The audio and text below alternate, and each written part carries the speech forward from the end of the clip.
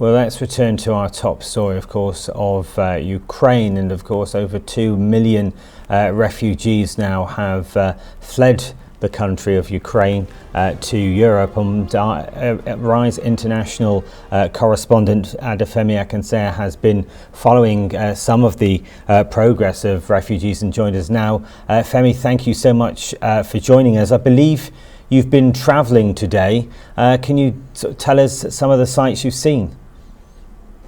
Hello, Dan. Yes, indeed. We have traveled to Slovakia. We're currently in a town called Zine in Slovakia. It's about 20 minutes out from the Slovakia-Ukraine border. And we drove down southwards from Poland earlier today. You'll know that we've been in Medica the last 3 days. And today we decided to make the drive southwards into Slovakia. It took us around 4 hours to get here, or more than 4 hours actually. And when we did arrive, night had already fallen, and we tried to first approach the Slovakia-Ukraine border itself, and we were turned away by guards on the Slovakian side.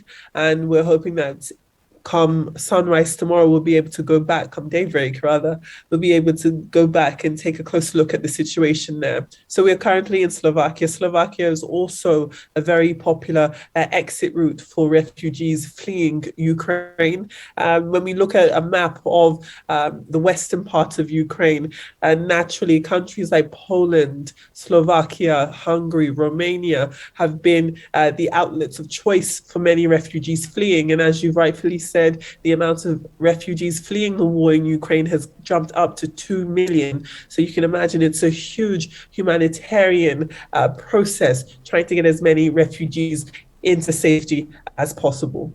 Now, I appreciate, obviously, you've just arrived, and as you said, because of it's nightfall, you probably haven't seen that much. But is there a different sense of the amount of people at the border in Slovakia compared to Poland?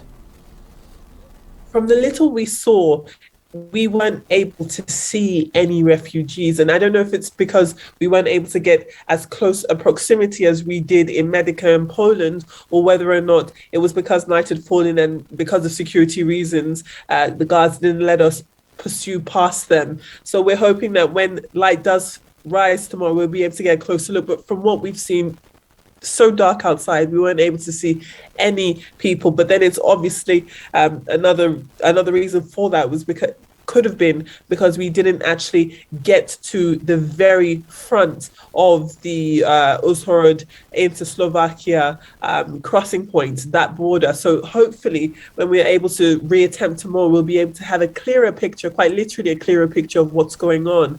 But no people as yet. We do know, though, that many Nigerians, however, have sought refuge in Slovakia. A lot of them have been here for the past couple of days and have already made it as far as Bratislava, which is the Slovakian capital, and it's about a 10-hour drive from the border. It's not in our plans immediately to travel to Bratislava, but we will remain in contact, and we're hoping that when we reattempt our journey to the border with Ukraine tomorrow, we'll have a clearer picture of the refugee crisis there and see how it is. People have been pouring into Slovakia, trying to get away from Ukraine.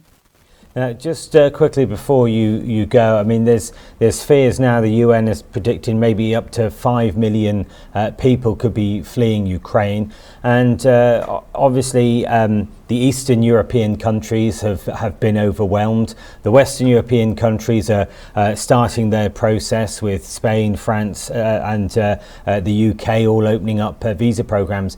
But how likely do you think that like the US may have to get involved if Europe becomes overwhelmed with people fleeing from Ukraine? It's a possibility at this point. I think even if we stay on mainland Europe, there have been criticism to the United Kingdom that it hasn't been doing enough in terms of lightening the load on Eastern European countries as it pertains to refugees. The United Kingdom, especially under this current Conservative government, has developed a reputation of being hostile to refugees, and that's definitely been the case for the past few years. With the influx of refugees coming from Ukraine, it shouldn't change the dimensions, because if you weren't open to refugees from North Africa and the Middle East, for example, I'd imagine that you'd continue with that hostile environment, even with Europeans. So it's unclear whether or not the United Kingdom's stance will change. And to look at the United States, for example, it remains to be seen at this point whether or not they will throw their hat into the ring in terms of opening their doors to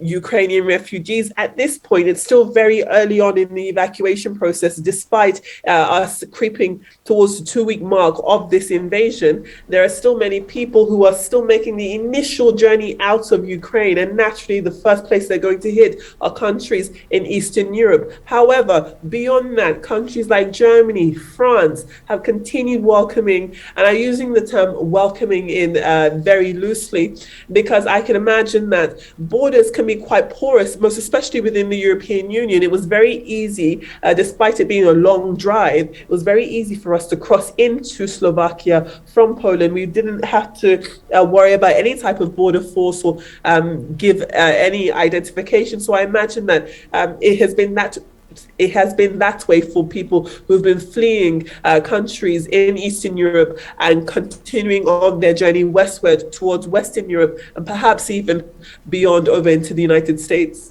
Well, Femi, we'll have to leave it there, but thank you very much indeed for joining us this evening, and thank you very much indeed for the sterling coverage that you've provided, and stay safe, and as well as the Arise crew.